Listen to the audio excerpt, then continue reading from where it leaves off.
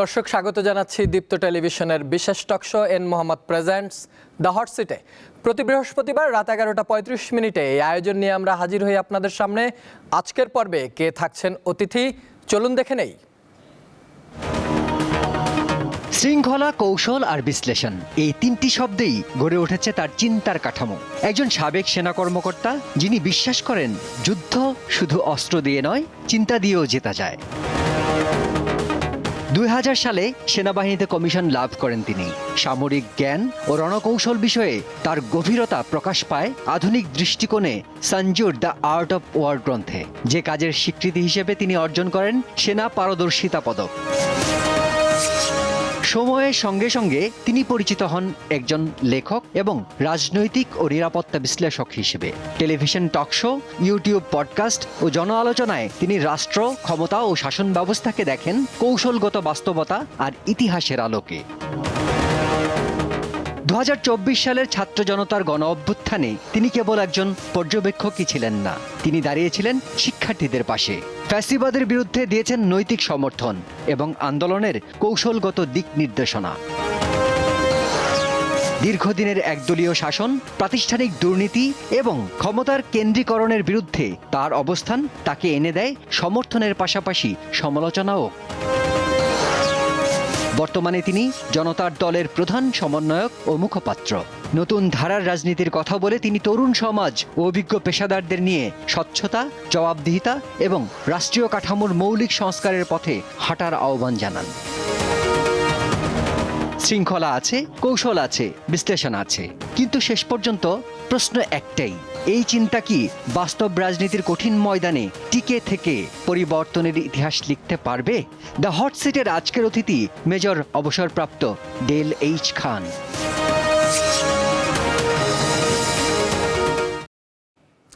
দর্শক, আমাদের আজকের অতিথি মেজর ডেল এইচ খান। ডেল এইচ খান, আপনাকে স্বাগত জানাচ্ছি দীপ্ত টেলিভিশনের স্টুডিওতে এসে সময় দেওয়ার জন্য।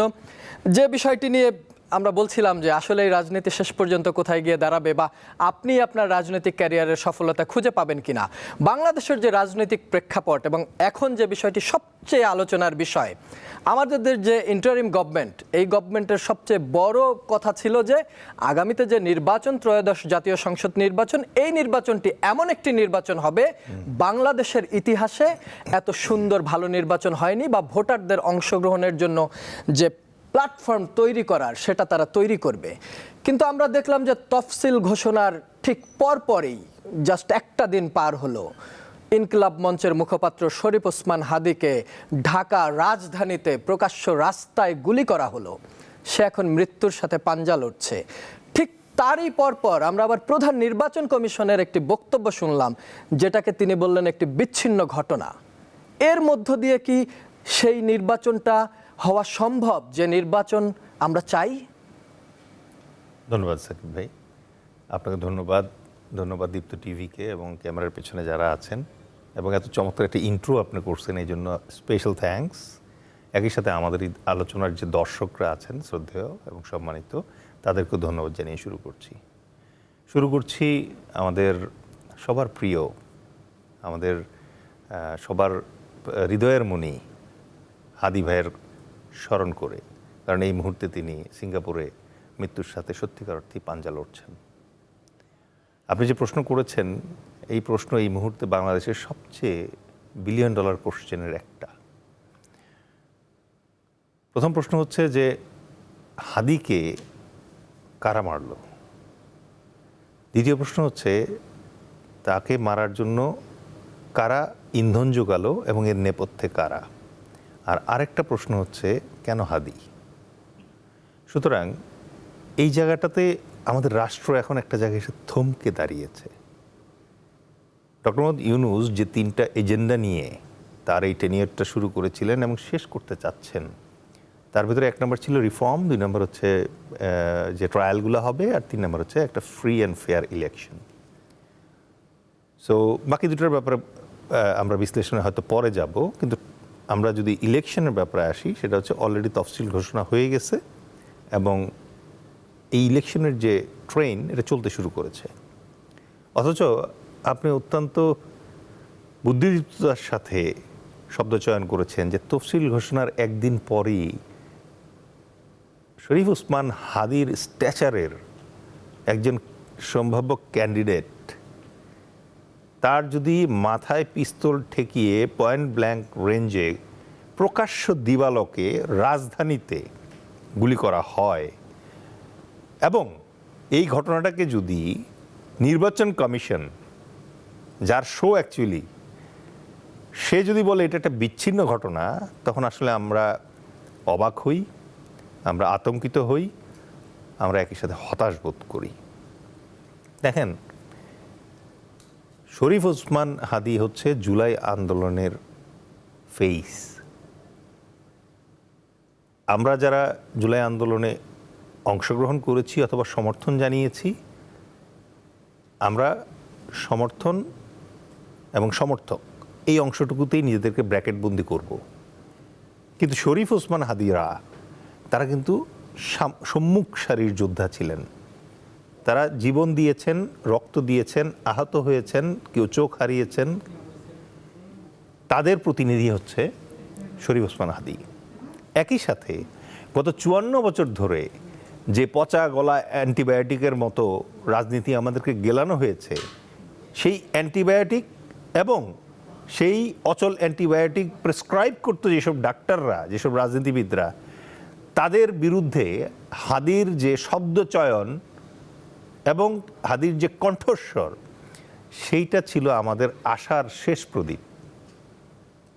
আমরা একজন হাদি তাকে যদি হারাই, তাহলে আমাদের বাকি যারা হাদি আছে তারা দমে যাবে, তারা হয়তো থেমে যাবে। এটা একটা বিরাট ষড়যন্ত্রের অংশ।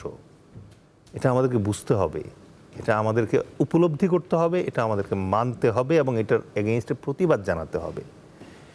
আজকে আপনি যখন হাদির কণ্ঠ রোধ করে দিলেন এবং আপনি নিশ্চিত করলেন যে এই ইলেকশনে হাদি যেন আর পার্টিসিপেট করতে না পারে, এতে আসলে কার লাভ? কে চায়? অবশ্যই গত ফ্যাসিস্ট যে গভর্নমেন্টটা ছিল তারা চাচ্ছে এটা। তারা কোথায়? তারা এই মুহূর্তে ইন্ডিয়াতে আছে। তাদের এই চাওয়া, ইন্ডিয়ার চাওয়া এবং এই বিগত ফ্যাসিস্ট যে চাওয়া, তাদের এই চাওয়া এক বিন্দুতে যখন মিলিত হয়, তখন হাদিরা আক্রান্ত হয়। এবার আসি ইলেকশন কমিশনের ব্যাপারে। এই ইলেকশন কমিশন আমাদের কি ইলেকশন উপহার দিয়েছে তা তো আমরা দেখেছি। কখনো ইলেকশন রিগিং, কখনো রাতে ব্যালট বক্স ভর্তি করে দেওয়া, কখনো ডামি ইলেকশন প্রার্থী। এই জাতীয় ইলেকশন করে অভ্যস্ত যে ইলেকশন কমিশনটা, সেই ইলেকশন কমিশনটা কি জাদুর কাঠি পেয়েছে যে গত এক বছরে তারা হঠাৎ করে আমাদেরকে ইন্টারন্যাশনাল মানের একটা ইলেকশন উপহার দিবে? পারবে না। এই না পারার প্রথম উদাহরণ হচ্ছে হাদি। আজকে ইলেকশন কমিশন বলছে হাদির ওপর আক্রমণের ঘটনা বিচ্ছিন্ন ঘটনা। তাহলে কয়টা হাদির উপরে আক্রমণ হলে পরে তারা বলবে এটা নিরবিচ্ছিন্ন ঘটনা? দেশের আইন শৃঙ্খলা পরিস্থিতি তো আসলেও খারাপ। ডক্টর মোহাম্মদ ইউনূস যতই এটা কাভার আপ করার চেষ্টা করুক, হাদির পিছনে এখন যতই টাকা পয়সা খরচ করে তাকে এই যে মানে এয়ার অ্যাম্বুলেন্সে করে সিঙ্গাপুরে নিয়ে চিকিৎসা করছেন, এত কিছুর দরকারই হতো না যদি আইন শৃঙ্খলা পরিস্থিতি কন্ট্রোল করতো। এত কিছুর দরকারই হতো না যদি হাদি যেটা বলছিল যে প্রত্যেকটা ভোট কেন্দ্রে সিসিটিভির ব্যবস্থা করতে হবে, যেটা নির্বাচন কমিশন তার মুখের উপরে না করে দিয়েছে। এবং তখন সে বলতে বাধ্য হয়েছে যে দরকার হলে খয়রাত করে সিসিটিভির টাকা জনগণ দেবে, এবং সেই সিসিটিভি ইনস্টল করতে যদি কিয়ামত পর্যন্ত সময় লাগে, তাহলে কিয়ামত পর্যন্ত বাংলার মানুষ ওয়েট করবে, তারপরে নির্বাচন হবে। What is happening? আপনি লক্ষ্য করে দেখেন যে হঠাৎ করে নির্বাচন আমাদের জন্য এত গুরুত্বপূর্ণ হয়ে উঠল। বাংলার মানুষ কি নির্বাচনের জন্য রেডি কিনা, বাংলার মানুষ এই অবস্থায় আনরেডি অবস্থায় নির্বাচনে যেতে ইচ্ছুক কিনা, ভোটার কি ভোট কেন্দ্রে যেতে চায় কিনা, এই জিনিসগুলো অ্যানালাইসিস না করে শুধুমাত্র একটা বিশেষ দলকে প্রাধান্য দিয়ে তাদের চাহিদা অনুযায়ী ফেব্রুয়ারির 12 তারিখে ইলেকশন করতেই হবে, এই প্রত্যয় যোগ করার অধিকার ইভেন আমাদের শ্রদ্ধেয় এবং সম্মানিত মাননীয় প্রধান উপদেষ্টাকেই বা কে দিয়েছে? যদি হাদির এই আক্রমণের উপর ভিত্তি করে আমাদের নতুন করে নিরাপত্তা পরিস্থিতি পর্যালোচনার প্রয়োজন হয়, করতে হবে। যদি এই কারণে নির্বাচন আগে পিছিয়ে করতে হয়, সেটাও করতে হবে। কিন্তু শুধুমাত্র ইগোয়েস্টিক হয়ে যে আমি একটা তারিখ ঘোষণা করেছি, ওই তারিখে আমার ইলেকশন হতেই হবে এবং যেন তেন প্রকারে হতে হবে, এই ইলেকশন আসলে কতটুকু মানে পিপল এক্সপেকটেশনকে সার্ভ করবে তার ব্যাপারে যথেষ্ট সন্দেহ আছে। একই সাথে সন্দেহ আছে পৃথিবীর আর কোথাও এই গণভোট অথবা হা না ভোট এরকম 4 স্তরে হয় নাই, পৃথিবীতে উদাহরণ নাই। তাহলে আপনি কেন এটা করার চেষ্টা করছেন? যেই 1972 সালের সংবিধানের উপর ভিত্তি করে আপনি নির্বাচন করার চেষ্টা করছেন, সেই 1972 সালের সংবিধান বিভিন্ন সময় সংশোধিত হতে হতে সর্বশেষ যে ভার্সনে আছে সেই ভার্সনে পরিষ্কার বলা আছে গণভোট কোনো সুযোগ নাই। সংবিধান নিয়ে এই 72 সংবিধান নিয়ে এর আগে খালেদা জিয়াও কথা বলেছেন, এখন তো এটা নিয়ে অনেক আলোচনা সমালোচনা হচ্ছে, কিন্তু জুলাই বিপ্লবের পর আমরা কিন্তু শেষ পর্যন্ত ইনিয়ে বিনিয়ে যেভাবেই হোক একটা সাংবিধানিক সরকার গঠন করার চেষ্টা করলাম, যেটা নিয়ে বিতর্ক আছে যে আসলে ঠিক ছিল কি বা ছিল না। কিন্তু হাদিকে নিয়ে যে কথা উঠলো, ফ্যাসিবাদের শক্তি এবং আধিপত্যবাদের শক্তি, আমাদের পার্শ্ববর্তী রাষ্ট্র যারা আমাদের প্রতিবেশী পুরো 3 দিক জুড়ে আছে, তাদের সাথে আমাদের সম্পর্কটা আসলে কি হওয়া উচিত ছিল আর কি হলো, এটা নিয়ে আপনার বিশ্লেষণ শুনতে চাই। এই কারণে এই ডিসেম্বর মাস, বিজয়ের মাস, আপনি দেখেছেন যে আমাদের বেশ কিছু মুক্তিযোদ্ধাকে ওরা দাওয়াত দিয়ে নিয়ে গিয়েছিল, সেখানে ওরা এমন একটি ছবিটা নিয়েছে যে ছবিতে আমাদের যারা মুক্তিযুদ্ধের নায়করা ছিল তাদের ছবি তারা কেটে ছোট করে দিয়েছে। সেটার একটা ভিডিও ভাইরাল হয়েছে। নরেন্দ্র মোদী, ভারতের যিনি অনেক দিন ধরে প্রধানমন্ত্রী হিসেবে আছেন, ভারতের এই যে প্রধানমন্ত্রী, তারাও তো একটা মানে ধর্মান্ধ দল, তারা এতদিন ধরে ভারতকে শাসন করছে, তারা আমাদের মুক্তিযুদ্ধ নিয়ে এমনভাবে টুইট করছে যে এই মুক্তিযুদ্ধটা আমাদের না, তাদের। আসলে মুক্তিযুদ্ধ কি জনতার যুদ্ধ ছিল নাকি ভারত পাকিস্তান যুদ্ধ ছিল? আপনার বিশ্লেষণ কি? ধন্যবাদ। ইন্ডিয়ান হেজিমনির ব্যাপারে 5ই আগস্টের পর ধীরে ধীরে এই জিনিসটা আমাদের জনগণের কাছে, আমাদের বুদ্ধিজীবীদের কাছে, আমাদের রাজনীতিবিদদের কাছে এত প্রকাশ্য দিবালোকের মতো পরিষ্কার যে এখন আর ভারতের যে এই কূটচাল, এগুলো আমাদের দৃষ্টি এড়ায় না। আমরা নরেন্দ্র মোদীর টুইটে দেখতে পাই বাংলাদেশ শব্দটারই উল্লেখ নাই, একদমই ছিল না। এবং এটা যে কত সুচিন্তিত একটা অ্যাপ্রোচ তারই একটা বহিঃপ্রকাশ। এবং বাংলাদেশের 4096 কিলোমিটার যে বর্ডার আছে ইন্ডিয়ার সাথে, কেন এই বর্ডার পৃথিবীর সবচেয়ে ভয়ানক বর্ডার, কেন এই বর্ডারে মাত্র 10 বছরে প্রায় 1200-র উপরে বাংলাদেশি, নিরস্ত্র বাংলাদেশি শুধুমাত্র সীমান্ত অতিক্রমের অপরাধে গুলিবিদ্ধ হয়ে মারা যায়? এই প্রশ্নের জবাব এই যে মানসিকতা বা সাইকি ভারতের যে হেজিমনি, সেখান থেকে প্রমাণ হয়। এখান থেকে একই সাথে প্রমাণ হয় যে কেন ভারত আমাদের সাথে যে যত প্রকার ট্রান্সশিপমেন্ট অথবা অন্যান্য ধরনের চুক্তি ছিল, বাণিজ্য চুক্তি, সেগুলো কেন একে একে বন্ধ করে দিচ্ছে। এখান থেকে একই সাথে আমরা কারণ খুঁজে পাই যে কেন ভারত বাংলাদেশের বিরুদ্ধে পানি সন্ত্রাস বা ওয়াটার টেরোরিজম কন্টিনিউ করছে। তারা আমাদের 54টা নদীর ভেতরে প্রায় প্রত্যেকটা নদীর মধ্যেই তাদের দেশের বিভিন্ন এলাকায় 5000-এর মতো বাঁধ স্থাপন করেছে, যেখানে পরিকল্পিতভাবে আমাদের এই নদীগুলোকে শুকিয়ে বাংলাদেশকে একটা ড্রাই ল্যান্ডে পরিণত করার চেষ্টা করছে। This is water terrorism, we must understand this. আমরা একই সাথে এটাও আমাদের বোঝা দরকার যে 5ই আগস্টের পরে এই ইন্ডিয়ান মিডিয়া কিভাবে বাংলাদেশের বিরুদ্ধে, এবং টু বি ভেরি স্পেসিফিক, বাংলাদেশের প্রধান উপদেষ্টা, ইন্টারিমের প্রধান ডক্টর মোহাম্মদ ইউনূসের বিরুদ্ধে উঠে পড়ে লাগলো। তারা মাইনরিটি কার্ড খেলার চেষ্টা করলো, তারা বিভিন্ন ধরনের অপতথ্য দিয়ে চেষ্টা করলো যে বাংলাদেশকে বিশ্বের দরবারে একটি ব্যর্থ রাষ্ট্র হিসেবে প্রমাণ করতে, যেখানে আপনি সঠিকভাবেই বলেছেন যে ভারত নিজেই কিন্তু একটা টেরর কান্ট্রি।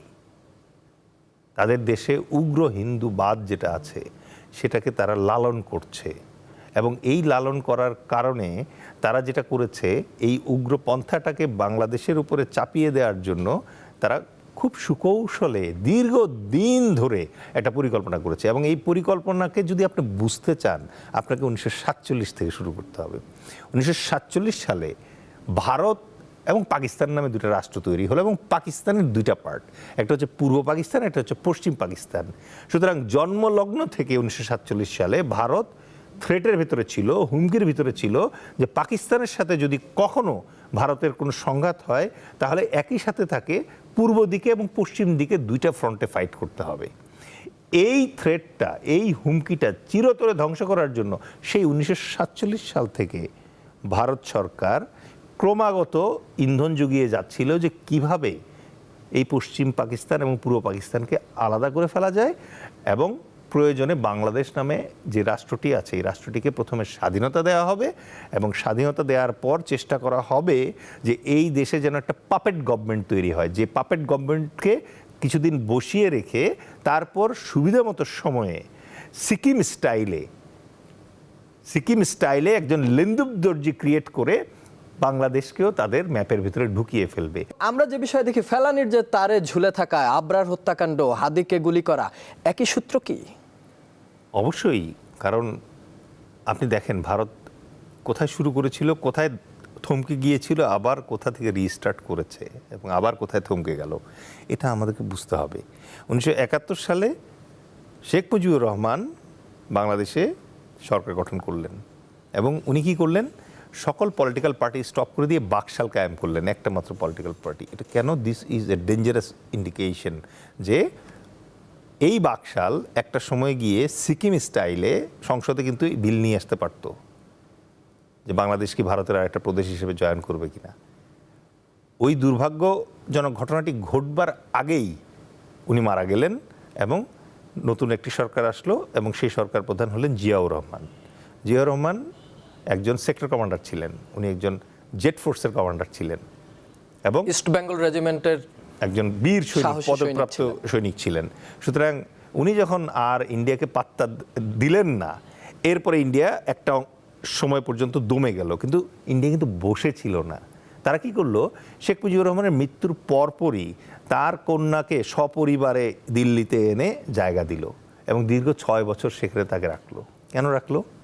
তো ওই রাখার পরে 6 বছর দিল্লিতে থাকার পরে শেখ হাসিনা বাংলাদেশ শাসন করেছে 22 বছর।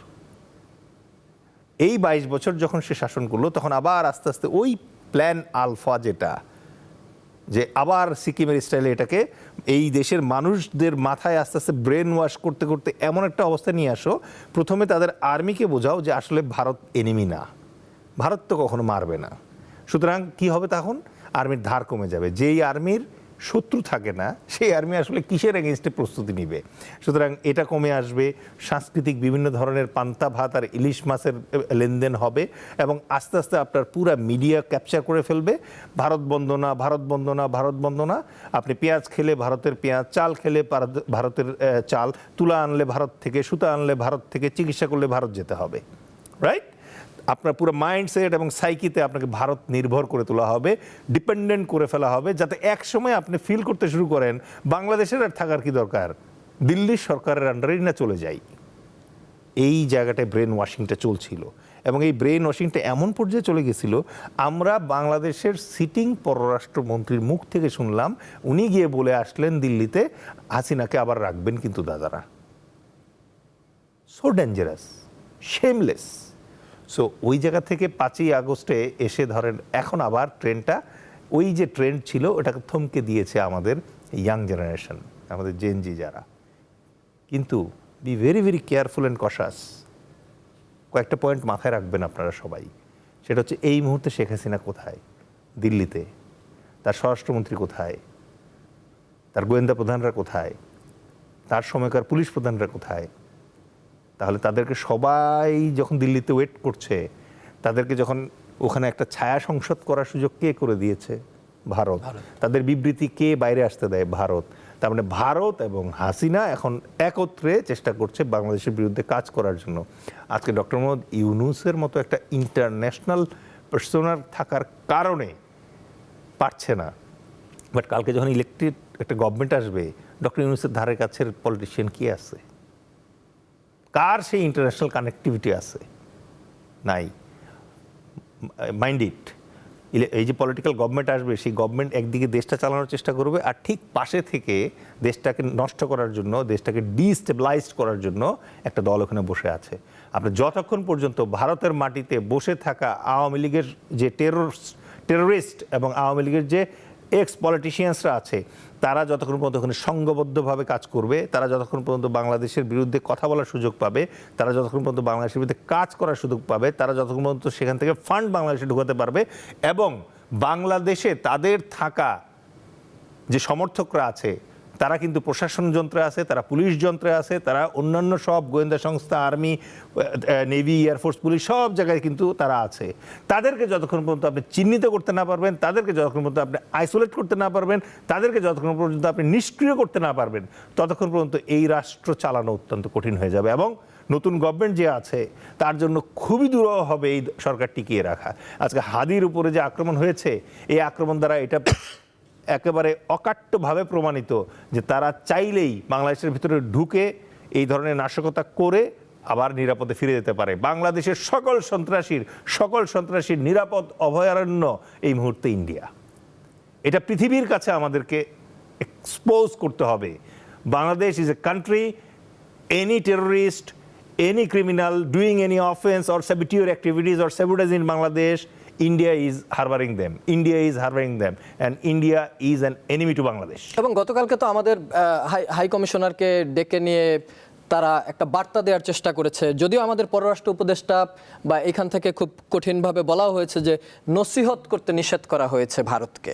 ভারত যেন বাংলাদেশের নির্বাচন নিয়ে নসিহত শব্দটা ব্যবহার করেছে, যে বিভিন্ন আদেশ উপদেশ দেয়া। এই যে পররাষ্ট্র মন্ত্রণালয় মেরুদণ্ড সোজা করে যে বক্তব্য দিতে পারলো, নির্বাচিত সরকারের পক্ষে কি এটা সম্ভব? আগে তো আমাদের পররাষ্ট্র উপদেষ্টা তৌহিদ স্যারের স্যুটগুলো একটু টাইট করা দরকার, কারণ উনি এত লুজ স্যুট পরে যে ওনার দেখলেই মনে হয় একটু দুর্বল মানুষ।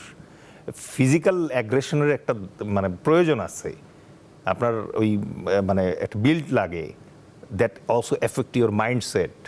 তো তৌহিদ স্যার যখন কথা বলেন তখন আমরা আর একটু জোর চাই ওনার গলায়, যে জোরটা আমাদের হাদির গলায় আছে, যে জোরটা আমাদের অন্যান্য যারা ইয়াং জেনারেশন তাদের গলায় আছে, এই জোরটার রিফ্লেকশন পাই না। তারপরে উনি যতটুকু বলছেন, আলহামদুলিল্লাহ, উই কংগ্রেচুলেট হিম।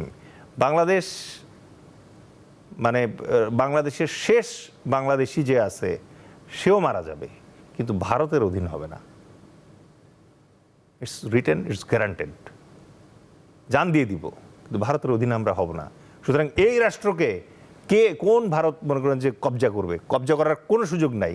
সুতরাং বাংলাদেশের রাজনীতিবিদ যারা আছে, বাংলাদেশের প্রশাসনে যারা আছে, বাংলাদেশের পররাষ্ট্র মন্ত্রণালয়ে যারা আছে, আমরা চাই তাদের কণ্ঠে আমাদের এই প্রতিফলনটা থাকুক। আমরা ভারতের বিরুদ্ধে যুদ্ধ করতে চাই না, কিন্তু ভারত আমাদের বিরুদ্ধে যে হেজেমনি করছে তা তো আমাদের দাঁত ভাঙা জবাব দিতেই হবে। আমরা জান দিয়ে দিব, আমাদের ধন সম্পদ যা আছে তা দিয়ে আমরা করব, এটা প্রতিহত অবশ্যই করব। ভারত যেটা করতেছে যে আমাদের নির্বাচন নিয়ে কথা বলার চেষ্টা করে, ভারত আমাদের নির্বাচন নিয়ে কথা বলার কে? আমরা কি ইন্ডিয়ার নির্বাচন নিয়ে কখনো কোনো মন্তব্য করি না করার প্রয়োজন বোধ করি? আমরা কখনো এটা প্রয়োজন বোধ করি না। তাদের আরএসএস যে জঘন্য কাজ করতেছে, তারা যে তাদের দেশে যে বাবরি মসজিদ আছে সেই মসজিদটা তো ভাঙছেই, এবং এই মসজিদ ভাঙার সময় 2000 মুসলমানকে তারা হত্যা করেছে। তারা নিয়মিত তাদের দেশে বিভিন্ন মসজিদ ভাঙে এবং ভেতর থেকে মন্দির খুঁজে বের করে। আমরা তো এটা নিয়ে কোনো বক্তব্য দিইনি, আমরা শালীনতার ভিতরে থাকছি। এই 5ই আগস্টের পরে ভারতের 2টা দূতাবাসে, বাংলাদেশের 2টা দূতাবাস ইন ইন্ডিয়া, যেটা তারা প্রথমত হচ্ছে আক্রমণ করেছে, সেখানকার মানে সম্পদ নষ্ট করেছে, এবং সবচেয়ে ইম্পর্টেন্ট যেটা, বাংলাদেশের পতাকা তারা একটা জায়গায় ছিঁড়েছে আর একটা জায়গায় পতাকা পুড়িয়ে দিয়েছে। আরএসএস এগুলোকে লিড দিয়েছে, আরএসএস এটাকে লিড দিচ্ছে। তো এইরকম একটা উগ্র রাষ্ট্র যখন পাশে থাকে তখন আমাদের সতর্ক হওয়ার যথেষ্ট কারণ আছে। এবং এই ভারত যদি ভেবে থাকে যে এটা কেউ দেখছে না, অত্যন্ত ভুল করছে। আন্তর্জাতিক বিশ্ব অত্যন্ত গভীর মনোযোগের সাথে এই ডেভেলপমেন্টটা দেখতে পাচ্ছে। স্পেশালি বাংলাদেশের বিরুদ্ধে ভারত দিল্লিতে বাংলাদেশের প্রাক্তন প্রধানমন্ত্রীকে বসিয়ে রেখে খাইয়ে পরিয়ে যে অপকর্মগুলো বাংলাদেশের বিরুদ্ধে করছে, এটা পুরো বিশ্ব দেখতে পাচ্ছে, আন্তর্জাতিক মহল এটা ফলো করছে। যে প্রশ্নটা আপনি করেছেন যে তার সেই এখতিয়ার আছে কিনা, অবশ্যই ভারতের সেই এখতিয়ার নাই। কারণ হচ্ছে যে এর আগের যে 14 ইলেকশন, 18 ইলেকশন, ইভেন 24 ইলেকশন যেটা হয়েছে, তখন যে ভয়াবহ কারচুপি হয়েছে, ইলেকশন রিগিং অ্যান্ড ইঞ্জিনিয়ারিং হয়েছে, ভারতের কোনো বিবৃতি ছিল না। তাহলে যখন অপকর্ম হয়েছিল তখন আপনি কিছু বলেননি, আর এখন যখন ওই পরিস্থিতি তৈরি হয়েছে যেখানে বাংলাদেশের সাধারণ মানুষ বিলিভ করতে শুরু করেছে যে একটা গ্রহণযোগ্য নির্বাচন হতে যাচ্ছে, তখন আপনি বাগড়া দেওয়ার কে? সুতরাং এটা আমার ধারণা তারা তাদের যে সভ্যতার সীমা আছে তা অতিক্রম করে বক্তব্য দেওয়ার চেষ্টা করছে। এবং ভারতের জন্য মেসেজ খুব স্পষ্ট, আপনি যতক্ষণ পর্যন্ত শেখ হাসিনার সাবেক স্বরাষ্ট্রমন্ত্রী, শেখ হাসিনার সাবেক পুলিশ প্রধান, শেখ হাসিনার সাবেক গোয়েন্দা প্রধান এবং বাংলাদেশ থেকে পলাতক গাদ্দার কিছু জেনারেল যারা আছে তাদেরকে যতক্ষণ পর্যন্ত আপনি ইন্ডিয়া রাষ্ট্রের মাটিতে হারবার করবেন ততক্ষণ পর্যন্ত আপনার সাথে কোনো ফ্রেন্ডশিপের সুযোগই নাই। আমি আরেকটি প্রশ্ন করতে চাই। সম্প্রতি দেখেছেন যে বাংলাদেশ বিমান বাহিনী বেশ কিছু ফাইটার জেট কেনার জন্য চুক্তিতে সাইন করেছে, ইউরো ফাইটার, এবং পরবর্তীতে বোধহয় চায়না থেকে যে F-16 বা এরকম কিছু বিমান কেনার চিন্তা করছে। আমাদের যে ভূ রাজনীতি, আমাদের যে সামরিক বাহিনী, আমাদের যে বর্ডার ক্রাইসিস, এই জায়গাটা কি মানে আমাদের তো বৃহৎ জনগোষ্ঠী, এই জনগোষ্ঠীর মৌলিক চাহিদা পূরণ করাই কষ্টসাধ্য, সেই জায়গায় কি এটা আমাদের উচ্চাভিলাষী চিন্তা হয়ে যাচ্ছে না? না না, এটা অত্যন্ত প্র্যাকটিক্যাল চিন্তা। আমি কি ত্রিপুরা, আমি কি নাগাল্যান্ড, বাংলাদেশ কি পশ্চিমবঙ্গ? আমার তো নিজস্ব মানে সিকিউরিটি ফোর্সেস লাগবে, আমার রেগুলার আর্মি, নেভি, এয়ারফোর্স লাগবে। আজকে ত্রিপুরার রাজা যে আছে সে বলতে পারে যে তার বিমানের দরকার নাই, কারণ ভারতীয় বিমান বাহিনী, বায়ুসেনা তাকে হেল্প করবে। আমার কেন বিমান দরকার? আমার অবশ্যই বিমান দরকার এই কারণ হচ্ছে ভারত ইতোমধ্যে বাংলাদেশের যে লালমনিরহাট আমাদের যে বিমানবন্দরটা আছে তার আশেপাশে তাদের কমান্ডো বাহিনীর ক্যান্টনমেন্ট স্থাপন করেছে। তারা অলরেডি ত্রিপুরা এবং অন্যান্য এলাকায় তাদের শক্তি সঞ্চয় করছে। তো এর দ্বারা তারা আমাদেরকে তো বাধ্য করছে আমাদের নিজের দেশের স্বাধীনতা, সার্বভৌমত্ব এবং ভৌগোলিক অখণ্ডতা যেটা আছে সেটা রক্ষা করার জন্য আমরা তো চেষ্টা করবই। এবং তার প্রেক্ষিতেই আমরা যেটা করতেছি, 4th জেনারেশনের আমরা যে জেট অ্যান্ড সি কেনার চেষ্টা করতেছি চায়না থেকে, এর সাথে 4.5 জেনারেশনের আমরা ইউরো ফাইটার যেটা আছে ওটা কেনার চেষ্টা করছি। এই দুইটার কম্বো যদি আমাদের এখানে আসে, প্লাস আমাদের রাডার এবং আমাদের অন্যান্য যে জিনিসগুলো পারচেসগুলো আছে, এই জিনিসগুলো যদি কম্বিনেশন ক্রিয়েট হয় তাহলে আমার ধারণা ভারত একটা উপযুক্ত শিক্ষা পাবে। শিক্ষাটা কি না, ভারতীয় মানে ভারতকে আমরা পরাভূত করব যুদ্ধে, অথবা ভারতের মানে ভূমি দখল করার চেষ্টা করব, সেই ইচ্ছা আমাদের কখনো নাই। কিন্তু ভারত যে প্রবণতাটা শো করছে তাতে মনে হচ্ছে ভারত বোধহয় বাংলাদেশে যে কোনো মুহূর্তে সামরিক একটা আক্রমণ, সার্জিক্যাল স্ট্রাইক কিছু একটা করার চেষ্টা করতে পারে। যদি ওরকম কিছু হয়, আর তখন যদি আপনার এই কম্বোটা থাকে, Eurofighter plus jet and sea plus your submarine and radar and other things amps, then ওই ভারতের যে মনের বাসনাটা আছে এটা অনেক কমে যাবে। কারণ সে তখন জানে এই আগুনে হাত দিলে হাত পুড়বে, সুতরাং সে আগুনে হাত দিবে না। আর শুধু ভারতের কথা কেন বলছি, একই সাথে মিয়ানমারও সিধা হয়ে যাবে। আপনি দেখবেন যে সুসুর করে এই যে রোহিঙ্গা যেগুলো আছে, আমার মনে হয় ডক্টর মোহাম্মদ ইউনূস বুঝে শুনেই বলছে, এই বিমান কিনবে বলেই বলছিল যে রোহিঙ্গারা আগামী ঈদের আগে ভাগতে পারে। বিকজ যখন আপনার হাতে এই ক্যাপাসিটি থাকে তখন আর মনে করেন যে ওই সীমান্তে এসে মিয়ানমার আপনার সাথে লুতুপুতু করার চেষ্টা করবে না, কারণ তখন রেঙ্গুন বলেন আর নিপদও বলেন আপনার রেঞ্জের ভেতরে ঘুরায় দিয়ে আসবে। আর কেউ যদি জানে যে এখানে হাত দিলে আগুনে পুড়বে তাহলে নিশ্চয়ই সে হাত দেওয়ার আগে বারংবার চিন্তা করবে যে এখানে হাত দেওয়া ঠিক হবে কিনা, যদি না শিশু অথবা পাগল হয়। এবং এই যে শহীদ মিনারে যে প্রোগ্রামটি হলো হাদিকে নিয়েই সব দল যে এক হয়ে তারা যে প্রোগ্রামটি করলো, সেখানে আপনি দেখেছেন যে আমি একটু থামাবো আপনাকে, সব দল, আর ইউ শিওর? সব দল আসেনি, কিন্তু বেশিরভাগ দলগুলোই এসেছে যারা জুলাইয়ের পন্থী ছিল। বড় দলের ভেতরে বিএনপি সেখানে পার্টিসিপেট করেনি। নিশ্চয়ই তাদের সেখানে নিশ্চয়ই কোনো জবাব আছে, তারা হয়তো এটা দিবে, বা বিএনপির কোনো প্রতিনিধি পরবর্তীতে আসলে আমি এই বিষয়টি নিয়ে প্রশ্ন করব। তারা আসেনি ওই জায়গায়, এবং we felt their absence, we seriously felt their absence. হাদির ব্যাপারে অ্যাবসেন্স কেন? এটা নিশ্চয়ই আমি তাদের কোনো প্রতিনিধি যদি আমার সাথে কখনো আসে আমি নিশ্চয়ই তাদেরকে প্রশ্ন করব। সেখানে হাসনাত আব্দুল্লাহ একটি কথা বলেছে যে তোমরা যদি আমাদের সন্ত্রাসীদের আশ্রয় দাও, আমাদেরকে যদি বিপদে ফেলো, আমাদের যদি জান না থাকে, তাহলে তোমাদের যে 7 সিস্টার্স আছে, তার যে আন্দোলনকারীরা আছে, তাদেরকে আমরা আশ্রয় দিয়ে তোমাদের 7 সিস্টার্স আলাদা করে দিব, এরকম একটা হুমকি দিয়েছে। পররাষ্ট্র মন্ত্রণালয় আবার বলেছে যে সে সরকারের কেউ না। এখানে কি আবার পররাষ্ট্র মন্ত্রণালয় একটু নতজানু হয়ে গেল? না, এটা অ্যাবসলিউটলি নতজানু না। হাসনাতকে আমরা সবাই ভালোবাসি। হাসনাতের যে ইমোশন আছে, হাসনাতের যে দেশপ্রেম আছে, তাতে কোনো সন্দেহ নাই। বাট হাসনাতের যে ঘাটতি আছে সেটাও আমাদেরকে স্বীকার করতে হবে। বয়স কম, এখনও জিও পলিটিক্সটা ওভাবে আত্মস্থ করে ওঠেনি। পলিটিক্যাল রেটোরিক হিসাবেই ধরবো আমি ও যেটা বলছে, কারণ ভারতীয় মুখ্যমন্ত্রীরা তো সকাল বিকাল বলে মানে এটা নিয়ে নিবে ওইটা নিয়ে নিবে, উই ডোন্ট মাইন্ড ওটাতে। তাদের তো টেলিভিশন মিডিয়াও থাকবে না, বাংলাদেশ থাকবে না, পাগলের মতো প্রলাপ বকে। এক্স্যাক্টলি। সো এই জায়গায় এটা হচ্ছে পলিটিক্যাল রেটোরিক, রাজনৈতিক ভাষা, এটাকে রাজনীতির ভাষাতেই রাখতে হবে, এটাকে মিন করা যাবে না। এখন ভারত আবার একটু প্যানিক থাকে, কারণ যখন ডক্টর মোহাম্মদ ইউনূস বললেন যে 7 সিস্টার্স আমাদের মাছ দিয়ে সমুদ্র দেখবে, ওরা ওখানেও খুঁজে পাইছে 7 সিস্টার্স দখলের কথা বলতেছে নিরীহ ডক্টর মোহাম্মদ ইউনূস, অথচ উনি কিন্তু পুরো অর্থনৈতিক প্রেক্ষাপটে কথাটা বলেছিলেন। তারা যে বোঝে না তা না, তারা বুঝেই এই কাজটা করে, এবং এই জন্য হাসনাতের মতো জবাব দরকার আছে। সুতরাং হাসনাতের এই জবাবকে পলিটিক্যাল অ্যাঙ্গেল থেকে আমি মানে অ্যাকসেপ্ট করব, বাট এগেইন আমাদের আবার এই জায়গাটাতে একটু বুদ্ধিমত্তারও পরিচয় দিতে হবে, এবং একই সাথে এই জায়গায় ম্যাচুরিটি শো করারও একটা ব্যাপার আছে। সেটা হচ্ছে যে বাংলাদেশ রাষ্ট্র এক্সপানশনিস্ট অ্যাটিটিউড কখনো শো করে না। আমরা কখনো আমাদের রাষ্ট্রের সীমা, ভারত যেরকম আপনি জানেন যে 1947 সালে যখন ভারত স্বাধীনতা লাভ করে, তারপরে কিন্তু তারা হায়দ্রাবাদ দখল করেছে, সিকিম দখল করেছে, গোয়ার ওদিকে পর্তুগিজ কলোনি যেগুলো ছিল সেগুলো দখল করেছে, তারা কাশ্মীরকে দখলে রাখার চেষ্টা করছে। সুতরাং তাদের ভিতরে কিন্তু একটা প্রবণতা আছে যে তারা সুযোগ পেলেই তাদের ম্যাপ বাড়ানোর চেষ্টা করে। বাংলাদেশের এই প্রবণতাটা কখনো ছিল না, এবং এটা আপনি যদি একেবারে প্রাগৈতিহাসিক কাল থেকে দেখেন যে বাংলাদেশের যে ভূমিটা আছে, এই ভূমিটা তো আদি ভূমি না, আস্তে আস্তে পলি জমে জমে তৈরি হয়েছে, এবং জন্মার পর থেকে এই যে এলাকাটা আমাদের বাংলাদেশের এলাকাটা আছে, এই জায়গায় সুবহানাল্লাহ, আল্লাহ যে একটা সুবিধা দিচ্ছে সেটা হচ্ছে আপনি সামান্য কিছু বীজ বপন করলেই সুন্দর গাছ হয়। বপনও করতে হয় না, পাখি উড়ে খেয়ে যে ফেলে যায় সেটাও এখানে জন্মায়। এখানে আল্লাহর রহমতে সুপেয় পানির প্রচন্ড উৎস আছে। আমরা সারা জীবন সমুদ্র তীরবর্তী দেশ, তারপর আমরা কি বলি, আমরা নদীমাতৃক দেশ। আমার এক মানে নরওয়েজিয়ান ফ্রেন্ড আমাকে একবার বলছিল যে you people are always a littoral country, but you try to say that you are a riverine country, why? এবং তখন আমি আবার মজা করে তাকে একটা আনসার দিয়েছিলাম যে তোমার দেশে তো ঠান্ডা বেশি, খাবার কম, আমাদের দেশে মাশাআল্লাহ রিজিক আল্লাহ অনেক দিছে, এই জন্য তোমরা ভাইকিংস হইছো, তোমরা মানে সমুদ্র জয় করছো। আমাদের দেশের লোকজন দেশেই আরামে থাকতে ভালোবাসে, এরা কখনো সমুদ্র জয় করার চেষ্টা করে নাই। একটা মাত্র বোধহয় রাজা বিজয়ের সময় বোধহয় একটা এক্সপিডিশন হয়েছিল শ্রীলঙ্কাতে, এছাড়া বাংলাদেশ থেকে নর্মালি কোনো নৌ অভিযান হয় নাই।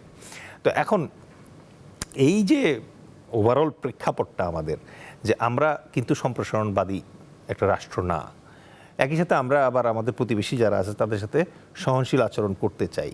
দেখেন হাসনাত আজকে যেটা বলার চেষ্টা করতেছে, হাসনাত এটা জানেই নিশ্চয়ই, আমি তাকে এটা নোটিস করব এবং আমি তার অ্যাটেনশন ড্র করব। আজকে আসামের যে স্বাধীনতা আন্দোলন, নাগাদ যে স্বাধীনতা আন্দোলন, এটা আমাদের স্বাধীনতা আন্দোলনের চেয়ে পুরাতন। হ্যাঁ, আসামেরটা অনেক পুরনো, রাইট। সুতরাং তাদেরকে নতুন করে উস্কে দেওয়ার কিছু নাই। আর দ্বিতীয় কথা হচ্ছে যে তাদের দেশের স্বাধীনতা তারা যদি অর্জন করতে না পারে, আমার এত গরজ নাই ওই জায়গায় গিয়ে ঝামেলা করার।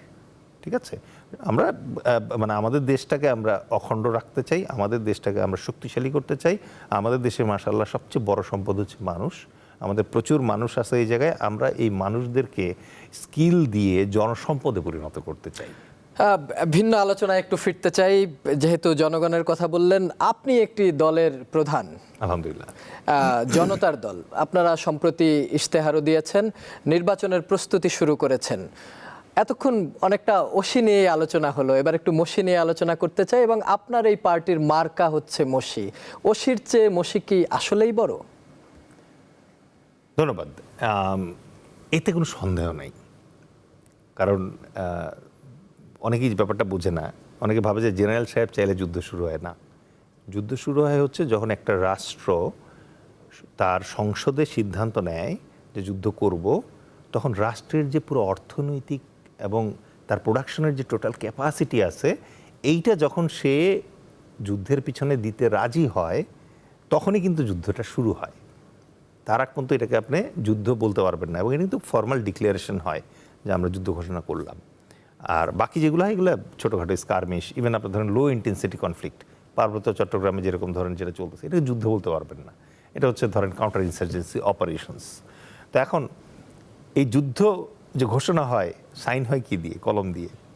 সুতরাং আল্লাহ পাক পবিত্র কোরআনেও বলছেন, এটা মানে আয়াতে প্রথম আয়াত যেটা, সেই আয়াতে বলছেন যে নুন, শপথ সেই কলমের এবং যা কিছু লিখিত। আবার একই সাথে এটাও বলছেন যে নিশ্চয়ই আমি মানব জাতিকে কলমের দ্বারা শিক্ষা দিয়েছি, সুতরাং কলম অফকোর্স অনেক বেশি শক্তিশালী। এখন আমাদের জন্য যেটা বাস্তবতা, জনতার দলের যে ক্রিয়েশনটা হয়েছে, এই ক্রিয়েশনের ক্ষেত্রে মানে আমরা কিছু অবসরপ্রাপ্ত সামরিক সদস্যরা মিলে এই রাজনৈতিক প্ল্যাটফর্মটা ক্রিয়েট করেছি। এবং এটা ক্রিয়েট করার পিছনের মূল কারণ হচ্ছে 5ই আগস্টের পরে আমরা যখন দেখলাম যে বাংলাদেশে একটা নতুন রাজনৈতিক পরিস্থিতি তৈরি হয়েছে, যেখানে আমরা আসলে জনগণের সেবা করার রাজনীতি করার একটা সুযোগ পাবো। তখন আমরা দ্রুত একটা জিনিস কানেক্ট করলাম, সেটা হচ্ছে যে আজ থেকে প্রায় 2-2.5 বছর আগে প্লেটো একটা মজার কথা বলে গেছেন। তিনি বলছেন যে ভদ্রলোক যখন পলিটিক্সে না আসে তখন অভদ্রলোক পলিটিক্স করে, আর অভদ্রলোক পলিটিক্স করে এবং ভদ্রলোকদের শাসন করে। আর এই যে ভদ্রলোকরা যে অভদ্রলোকদের দ্বারা শাসিত হচ্ছে, এটা হচ্ছে ভদ্রলোকদের পলিটিক্সে না আসার শাস্তি। মানে যোগ্যরা অযোগ্যদের আন্ডারে তখন, রাইট, এটা হচ্ছে যোগ্যদের শাস্তি, যে তারা অযোগ্যদেরকে স্পেস দিয়েছে তাদেরকে শাসন করার। তো তখন আমরা চিন্তা করলাম যে ওকে, বাংলাদেশের এখন যে একটা ক্রাইসিস পিরিয়ড চলতেছে, এই পিরিয়ডে একটা লিডারশিপ ক্রাইসিস তৈরি হয়েছে। এই লিডারশিপ ক্রাইসিসটা আবার পলিটিশিয়ানরা নিজেরাই তৈরি করছে। যেমন আওয়ামী লীগের ক্ষেত্রে শেখ হাসিনা একলা পলিটিশিয়ান লিডার ছিল, আর তার আন্ডারে আর দেখার মতো নেওয়ার মতো গ্রহণযোগ্য কোনো পলিটিক্যাল লিডার গড়ে ওঠে নাই। সেম ঘটনা ঘটছে আবার তাদের অপোজিশন যারা ছিল, অন্যান্য পার্টি যারা আছে, ওই যে ওয়ান ম্যান শো।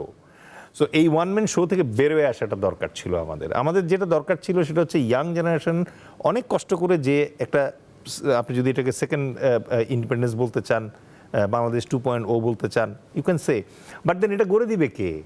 আমাদের ছোট ভাইয়েরা যারা আছে তারা তো এটা করছে, বাট তাদের তো সেই এক্সপিরিয়েন্স, স্কিল, ওই জিনিসটা নাই। তাদের প্রচণ্ড দেশপ্রেম আছে, কিন্তু তাদের এই যে দেশপ্রেমটাকে মানে সুন্দর মতো চ্যানেল করা এবং এটা দিয়ে দেশটাকে গড়ে তোলা, ওই জায়গাটাতে আমরা ফিল করেছি যে আমরা হয়তো কন্ট্রিবিউট করতে পারবো। হ্যাঁ, সামরিক বাহিনীর লোকজন যখন কোনো পার্টি রিফর্ম করে বা পার্টি তৈরি করে, তখন বিভিন্ন আলোচনা হয় যে এরা আসলে কাদের মদতপুষ্ট, কোন দেশের গোয়েন্দা সংস্থা তাদেরকে পেট্রোনাইজ করে।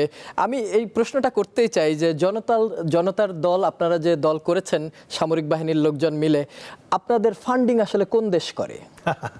Thank you so much. প্রথমেই আমি একটা জায়গায় কারেকশন দিই, সেটা হচ্ছে যে আমরা কিন্তু সামরিক বাহিনীর সাবেক সদস্য, এবং এই মুহূর্তে আমার এবং আপনার সিটিজেন হিসেবে যে মানে চার্টার এবং যে রাইটস সেম। আবার এটাও সত্য যে সামরিক বাহিনীর লোকজন আসলে কখনো সাবেক হয় না। আজকে যদি যুদ্ধ হয়, আজকে যদি ডাকে, আপনি কিন্তু মেজর র্যাঙ্কে গিয়ে যুদ্ধ করবেন। ওটা হচ্ছে যুদ্ধকালীন বাস্তবতা, এটাকে বলে রিকল করা। সো ওই রিকল হলে পরে আমরাও যাব, আবার একই সাথে কনস্ক্রিপশনও হবে, আপনারাও তখন ডাক পাবেন যে আপনারা কারা কারা আগ্রহী। কিন্তু প্রথম যে জিনিসটা সেটা হচ্ছে যে অনেকেই এই জায়গাটায় ব্লার করে ফেলে যে আমরা বোধহয় এখনও সার্ভিং আছি। না, আমরা সার্ভিং না, আমরা রিটায়ার্ড, 1 নাম্বার। 2 নাম্বার হচ্ছে যে পলিটিক্যাল যে প্র্যাকটিসটা আছে এই জায়গাটায় সামরিক বাহিনীর এক্স সদস্য যারা আছে তারা কিভাবে প্রাসঙ্গিক, এই জিনিসটা অনেকে বোঝার চেষ্টা করে না। অনেকে বোঝে, অনেকে বোঝে না। আপনি যদি গত মানে স্বাধীনতার পর থেকে বাংলাদেশের আজকে পর্যন্ত যদি আপনি হিস্ট্রিটা দেখেন, এর ভেতরে আপনি একটা বড় অংশ দেখবেন 2জন সাবেক সেনা সদস্য দেশ শাসন করেছে। ঠিক আছে, আপনি যদি আমেরিকার দিকে তাকান, তাদের 46 জন প্রেসিডেন্টের ভিতরে 31 জন প্রেসিডেন্টের ব্যাকগ্রাউন্ড হচ্ছে মিলিটারি ব্যাকগ্রাউন্ড। ঠিক আছে, আপনি যদি এবার আরও পিছনে যান, তাহলে আপনি পৃথিবীর হিস্ট্রিতে দেখবেন যে বেশিরভাগ সফল রাষ্ট্রনায়ক অ্যাকচুয়ালি সামরিক। এখন সামরিক ব্যাপারটাতে নেয়ার কি জিনিস আছে পলিটিক্সে, সেটা হচ্ছে মিলিটারি লিডারশিপ, সামরিক নেতৃত্ব। সামরিক নেতৃত্বের কিছু ডেফিনেট মানে অ্যাডভান্টেজ থাকে, যে অ্যাডভান্টেজটা দেখবেন যে আপনি জিয়াউর রহমানের আছে, কিন্তু জিয়াউর রহমানের ছেলের নাও থাকতে পারে। Ziaur Rahman jet force commander ছিলেন, জিয়াউর রহমান মুক্তিযোদ্ধা ছিলেন, জিয়াউর রহমান পাক ভারত যুদ্ধ এবং মুক্তিযুদ্ধ 2টা জায়গা থেকে এক্সপিরিয়েন্স নিয়ে আসছেন। এর ফলে উনি ব্যাটেল হার্ডেন্ড একটা মনে করেন যে রাষ্ট্রনায়ক ছিলেন। ওনার অ্যাডভান্টেজ কী ছিল? ওনার পার্সোনাল ভার্চু। আপনি ওনার এগেনস্টে হানি ট্র্যাপ, মানে ক্যান ইউ ইমাজিন যে জিয়াউর রহমানের এগেনস্টে দুনিয়ার কোনো হানি আছে যেটাতে আপনি হানি ট্র্যাপ করতে পারবেন? সম্ভব না। আলেকজান্ডারের বিরুদ্ধে পারে নাই, সম্ভব না। সুতরাং এইটা হচ্ছে একটা শক্ত জিনিস, যেটা চারিত্রিক দৃঢ়তা। 2 নাম্বার যেটা হচ্ছে যে আপনি কখনো জিয়াউর রহমান যে কদিন বেঁচে ছিল ওনার ফ্যামিলির কাউকে আপনি পলিটিক্সে দেখছেন? নো। উনি কি ওনার পার্টির মনে করে যে বউ বাচ্চাকে তখন ভাইস চেয়ারম্যান বানায় রেখে গেছিল? নো। সুতরাং এটা হচ্ছে আরেকটা জিনিস, যে জিনিসটা মনে করেন যে স্ট্রং, যারা really strong military leadership culture করে যারা, তাদের ভিতরে আপনি এই জিনিসটা পাবেন। আপনি পাবেন দ্রুত সিদ্ধান্ত গ্রহণের ক্ষমতা, আপনি তাদের ভিতরে পাবেন স্পাত দৃঢ় দেশপ্রেম। এবং এই দেশপ্রেম শুধু মুখের কথা না যে আমি ডায়াপার পরে বসে থাকি আর মুখে বলতেছি দেশপ্রেম দেশপ্রেম। নো, আপনার এখন দরকার হবে, এখন আপনি অস্ত্র নিয়ে দৌড়ায় যেতে পারবেন ফ্রন্টে। ঠিক আছে, সো এই জায়গাগুলোতে মিলিটারি লিডারশিপ যারা আছে তারা দেশ যখন ক্রাইসিসে থাকে তখন চমৎকারভাবে এটাকে ডিল করতে পারে। আজকে যখন আপনি মনে করেন যে একটা পরিকল্পনার কথা বলতেছেন, একটা রাজনীতিবিদকে যখন মানে আমি বললাম বাংলাদেশের দুষ্টু রাজনীতিবিদদের কথা বলি, একটা দুষ্টু রাজনীতিবিদকে যখন আপনি বলবেন যে এই প্রজেক্টে আপনার 300 বালিশ কিনা হবে, ওই বালিশের দাম 20,000 টাকা হলে পরে ওর গায়ে লাগে না। ও চিন্তা করে 20,000-এর ভিতরে কত টাকা আমি পাবো। আর একটা মিলিটারি লিডারশিপ হলে পরে সে ফার্স্টে জিজ্ঞেস করবে আমার বাসার বালিশের দাম তো মানে 1,000 টাকা, এই প্রজেক্টের বালিশের 20,000 টাকা দাম কিনে হলো, এটা কোন বালিশ আনা তো দেখি আমার কাছে, কে কিনছে, এটা কন্ট্রাক্টর কে ছিল, কোন অরিজিন থেকে আসছে। কোশ্চেন করা, এই কোশ্চেন করা এবং মানে সহি জিনিসটাকে আনা, এইটা মিলিটারি লিডারশিপ থেকে আসে। সুতরাং আমরা যেটা চিন্তা করছি যে ওকে, আমরা ইউনিফর্ম পরিহিত অবস্থায় 20 বছর 25 বছর 30 বছর দেশ রক্ষা করছি, এখন আমরা যেটা করতে চাই, যেহেতু দেশ রক্ষা করা একটা সার্ভিস, এবং আপনি দেখবেন যে বিদেশে ইংলিশে বলে thank you very much for your service, তার মানে কি মিলিটারি ইজ এ সার্ভিস। তো আমার তো সার্ভিস দেওয়ার এক্সপিরিয়েন্স আছেই, politics is also a service. তো আমি যেটা আমাদের দলের যারা আছে তাদের কথাবার্তা পরিষ্কার, আজকে যদি আমি এমপি হই, আমি প্রথম যে জিনিসটা করবো, আমি এমপি কোটার গাড়ি নিব না, ও আমার দরকারই নেই, আমার তো সরকারি পুলের গাড়িই আছে, আমি যে কদিন এমপি থাকবো ওতেই আমার চলবে। আর ব্যক্তিগত আমার একটা ছোটোখাটো কার আছে, আমি এমপির প্লট নিব না, কারণ আমি সেনাবাহিনীতে কাজ করে আলহামদুলিল্লাহ আমার সঞ্চয় থেকে একটা প্লট পাইছি। আমাকে টাকা সেভ করতে হবে, আমার রাষ্ট্রের জন্য টাকা সেভ করতে হবে, যাতে আমার দেশের মানুষ হ্যাপি থাকে। আমাকে কি নিয়ে কাজ করতে হবে? আমাকে কাজ করতে হবে বাংলাদেশের মতো একটা দেশে। ভাই আপনি আমাকে বলেন, বাংলাদেশে পানির অভাব আছে? তাহলে আমার দেশে কেন এত ছোট ছোট প্লাস্টিকের পানির বোতলে পানি বিক্রি হয়? কেন আমাকে টাকা দিয়ে পানি কিনে খাইতে হবে? আমার রাস্তার মোড়ে মোড়ে মনে করেন যে পানির ব্যবস্থা থাকবে, আমার রিক্সাওয়ালা ভাই যাওয়ার সময় যে একটু পানি খেলে ওইখান থেকে হাত দিয়ে পানি খেতে পারবে, তখন একটা মগ লাগানো থাকবে ওই জায়গায়। আমার কাজ কি? সরকারে থাকা অবস্থায় আমার কাজ হতে হবে, সরকার থাকা অবস্থায় সুপেয় পানির উৎস নিশ্চিত করা। আমার তো ওই পানির প্লাস্টিকের বোতলের ব্যবসায়ীরে মানে অ্যাডভান্টেজ দেওয়ার দরকার নাই, তাই না? আমার দেশের ফুটপাত বেদখল হয়ে আছে, কেউ এগুলো ক্লিয়ার করতেছে না। সহজ একটা জিনিস বলি ভাই, গতকালকে দেখলাম 25 জিবি আছে ইন্টারনেট আমার, কিন্তু মেসেজ আসছে যে কালকে আপনার মেয়াদ শেষ। আজকে সকালে উঠে দেখি মেয়াদ 0, মানে আমার ডাটা 0 হয়ে গেছে। পরে এখন কি করব, মানে আমার তো ইন্টারনেট ইউজ করা লাগবে। আমি একটা 8 জিবির ইন্টারনেট কিনলাম, চিন্তা করেন আমার 25 জিবি ছিল, এখন আবার 8 জিবি কিনতে হয়েছে আমাকে নতুন করে টাকা দিয়ে। তার মানে আমার যে 25 জিবি ছিল ওই 25 জিবি থেকে 8 জিবি কিন্তু আবার বিক্রি করলো আমাকে। এই যে বেইনসাফি, এগুলো নিয়ে কেউ কথা বলে না ভাই, এগুলো নিয়ে কথা বলার জন্য আমরা আসছি। আমাদের কোনো মেগা প্ল্যান নাই, আমাদের প্ল্যান খুব সিম্পল ভাই। ফার্স্ট থিং যেটা আমরা চিন্তা করি সেটা হচ্ছে বাংলাদেশের মানুষের ভেজাল মুক্ত খাবার খাওয়ার অধিকার আছে কিনা বলেন? অবশ্যই। শিশু খাদ্যে ভেজাল আমরা 0 করতে চাই, 0। মানে শিশু খাদ্যে ভেজাল দিলে পরে তার জন্য সর্বোচ্চ শাস্তি দেওয়া হবে। পাশাপাশি আমার একটা স্বপ্ন আছে, যদি আমি পারি শিশু খাদ্যে ভেজাল দেওয়া কাউকে যদি পাওয়া যায় অকাট্য প্রমাণ সহ, তার কান কেটে এই মানে শাহবাগের মোড়ে খাঁচার ভিতরে দাঁড় করে রাখতে হবে যে এই লোকটা শিশুদের খাবারে ভেজাল দেয়। আমরা যেটা সিম্পলি চাই সেটা হচ্ছে, আমরা লোকজনদেরকে জিজ্ঞেস করবো, সাকিব ভাই আপনি হ্যাপি না কেন? আপনি হয়তো বললেন যে ভাই আমার মানে অফিসে 8 ঘন্টা থাকি আর যাওয়া আসে আমার 4 ঘন্টা নষ্ট হয়। তার মানে কি হলো যে you are not happy with that commuting system, ট্রাফিকটা নিয়ে হ্যাপি না। আমি ইদানিং সবচেয়ে বেশি যেটা করি, হর্ন, গাড়ির হর্ন এত বেশি উচ্চ স্বরে মনে হয় যে মস্তিষ্কে লাগে। আচ্ছা, আমাদের কাজ হবে এটা, কেন তাহলে হর্ন হচ্ছে, এত হর্ন কেন হচ্ছে, ওইটা নিয়ে কাজ করতে চাই। আমার প্রশ্ন হচ্ছে, ক্ষমতার বাহিরে থেকে যে সুন্দর সুন্দর কথা আপনি বলছেন, যেটা মানুষের জনস্বার্থে, ক্ষমতায় গেলে কি এত সুন্দর থাকে? ভাই আমরা তো বিশ্বে মনে করেন যে 1 নম্বর শান্তিরক্ষী দেশ তো আমরাই বানাইছি না, উই আর ডুয়ার্স, আমরা তো করে আসছি। আমরা চাই ভুটানের মতো, ভুটান থেকে শিখতে চাই। ভুটানে দেখবেন একটা জিনিস আছে, হ্যাপিনেস ইন্ডেক্স। আমাদের দেশে না প্রচুর মানুষ, আমাদের দেশে মানুষ মানে বেড়ে গেছে, কিন্তু আপনি দেখবেন যে মানে কথাটা যদি সঠিকভাবে বলি, আই রিপিট, আমাদের দেশের জনসংখ্যা বেড়ে গেছে কিন্তু মানুষ কমে গেছে। এবং যে মানুষ আমাদের দেশে আছে, জনসংখ্যা যারা আছে, তাদেরকে কেউ জিজ্ঞেস করে না যে আপনি কি হ্যাপি। একটা সাধারণ মানুষ যে আছে, আমি একজন রিক্সাওয়ালা ভাইয়ের কথাই বলি, সে কি চায় যে সারাদিনে সে একটা ইনকাম করবে, দিন শেষে বাজারে যাবে, সে খাবার পাবে, তার ফ্যামিলিকে লিড করবে, সে একটু এন্টারটেনমেন্ট পাবে, এইটুকুই তো তার লাইফের চাওয়া পাওয়া। এইটুকু যে সরকার দিতে পারে না, তার এত বড় বড় মেগা প্রজেক্ট করে লাভ কি? আমাকে যেটাতে ফোকাস করতে হবে সেটা হচ্ছে মানুষের জীবনে মর্যাদা আসছে কিনা, মানুষ হ্যাপি কিনা। এই যে আপনি যেটা বললেন হর্নের ব্যাপারে, লেটস ডু নাও, হর্নের ব্যাপারে আমরা কাজ করা শুরু করি, হর্নের জন্য কি কি জিনিস আছে, হর্ন কি সেট করতে হবে, রাস্তায় কি কি চেঞ্জ আনতে হবে, এগুলো নিয়ে কাজ করি আমরা। আমাদের অ্যাপ্রোচটা হচ্ছে যে আমরা মানুষের জীবন মান যেটা আছে, আমরা ফার্স্টে বলছি মানুষের জীবনের মর্যাদা ঠিক করতে হবে। সেটা হচ্ছে তার খাদ্য যেটা আছে, শিক্ষা যেটা আছে এবং চিকিৎসা, এইটা অ্যাবসলিউটলি মানুষের হাতের কাছে আনতে হবে। আপনি ইভেন চকলেট কিনলেও ভ্যাট দেন না, ট্যাক্স দেন না, তাহলে আমার প্রশ্ন হচ্ছে আপনি কেন মেট্রো রেলে টাকা দিয়ে উঠবেন? এটা সরকারি সম্পত্তি। খালি একটা ম্যানেজমেন্ট সিস্টেম থাকবে যাতে 200 জনের কম্পার্টমেন্টে 300 জন না ওঠে, ওই ম্যানেজমেন্টটা আপনি করবেন যে ভাই একটু পরে ওঠেন, বাট মেট্রো রেলে টাকা নিয়েন না আপনি। আপনার চিকিৎসা দরকার আছে না? আপনি মানে প্রাথমিক যে চিকিৎসা অসুখ হলে পরে আপনি জিপির কাছে যান, জেনারেল প্র্যাকটিশনারের কাছে যান, তাকে আপনি টাকা দিবেন কেন? এই টাকা তো সরকার দেওয়া উচিত। আপনি তো ট্যাক্স দিচ্ছেন সব জায়গায়। এইটুকু আমরা আনতে চাই। আমরা চাই যে শিক্ষার যে ব্যাপারটা আছে, একটা বাচ্চার পিঠে আপনি মনে করেন যে 10 কেজি ওজনের ব্যাগ তুলে দিচ্ছেন, ক্লাস 5 পর্যন্ত বাচ্চাদের কোনো স্কুল ব্যাগেরই দরকার নাই, স্কুলেই থাকবে, ওর পড়াশোনার যা ম্যাটেরিয়াল আছে স্কুলেই থাকবে। আমি আমার বাচ্চাকে স্কুলে পাঠাবো, সকালবেলা সে স্কুলে যাবে, সে সকালবেলা স্কুলেই কাগজপত্র নিয়ে পড়াশোনা করবে, দুপুরে সরকারের পক্ষ থেকে একটা ভালো টিফিন দেওয়া হবে। আমাদের বাচ্চাদের পুষ্টি নাই, তাদের প্রোটিন দেওয়া লাগবে, প্রোটিন বিস্কিট দেওয়া লাগবে, এগুলো দেওয়া লাগবে। নেসলে মনে করেন যে কিটক্যাটের ভেতরে মানে 2 নম্বরের জিনিস ঢুকায় দিচ্ছে, এগুলো আমরা অ্যালাউ করতেছি। এগুলো অ্যালাউ করা যাবে না। আমাদের বাচ্চাদের একটা টিফিন দেওয়া লাগবে, টিফিনের পরে তাকে খেলাধুলা করে আমার বাচ্চা আমার বাসায় পাঠিয়ে দিবে। এবং বাসায় আসার পরে আমার বাচ্চা কি শিখবে?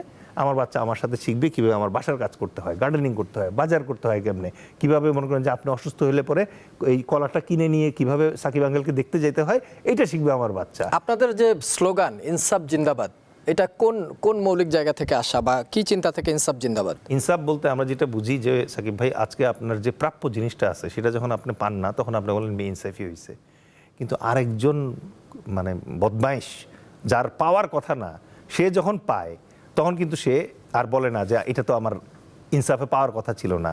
আপনি আজকে আমাদের সচিবদের দিকে তাকান, এই যে মামলা শুরু হয়েছে অপকর্মের, গত 15 বছর 20 বছরের অপকর্মের মামলা শুরু হয়েছে না, এই মামলায় আপনি অবাক হয়ে দেখবেন যে আপনি এখানে র্যাবের লোক পাইছেন, মিলিটারির লোক পাইছেন, আপনার সরকারের মন্ত্রী পাইছেন, সচিব পাওয়া যায় না।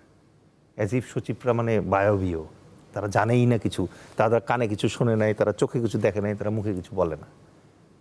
কি চমৎকার বন্দোবস্ত করে রাখছে না? আপনি দেখবেন যে এই সচিবদের আপনি কোথাও কোনো ট্রেস পাবেন না, এই সচিবরাই এখনও আছে। এই জন্যই ইউনূস সরকারকে এখন লটারি করে ডিসিএসপি সিলেক্ট করা লাগে, কারণ আস্থা নাই তো, চেক অ্যান্ড ব্যালেন্সের কোনো সুযোগ নাই।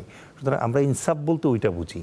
ইনসাফ মানে হচ্ছে যে আপনার মানে বাংলাদেশের রাজনীতিতে আপনার এক্সপেকটেশন যেটা আছে এটা চেঞ্জ করতে হবে। সাকিব ভাই, একটা মজার জিনিস আপনাকে বলি, নির্বাচন কমিশন মানে কি হচ্ছে বাংলাদেশে, ডক্টর মোহাম্মদ ইউনূস এসে বললো না যে ডক্টর মোহাম্মদ ইউনূসের কিন্তু 3 সংখ্যাটা খুব পছন্দ, 3 দেখবেন ওনার 3-0 থিওরি।